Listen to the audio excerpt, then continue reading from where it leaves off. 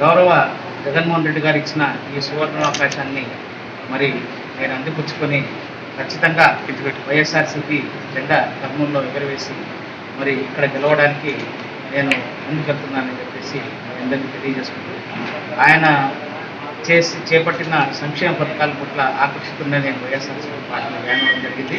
మరి నా జన్మస్థలమైన కర్నూలు నగరానికి మరి ఇక్కడ నాకు ఈ అవకాశం ఇచ్చి మా దివంగత మామగారైన డాక్టర్ లక్ష్మణ్ గారి ఆశయాలను కూడా ముందుకు తీసుకెళ్ళడానికి మరి అంది వచ్చిన భాగ్యంగా అదృష్టంగా భావిస్తున్నాను.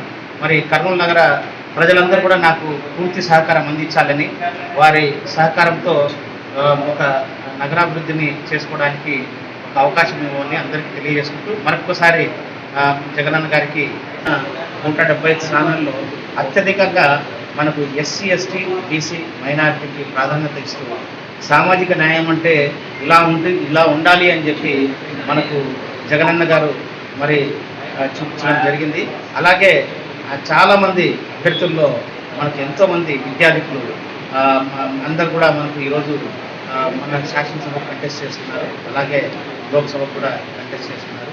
మరి ఇటువంటి పార్టీ ఒకవైపు సామాజిక న్యాయానికి, అలాగే ఇంకోవైపు విద్యకు, మనకు అర్హతలు ఉన్న వ్యక్తులకు మరి రాజకీయాల్లో వారిని వారికి టికెట్లు ఇవ్వడం అనేది చాలా గొప్ప విషయము.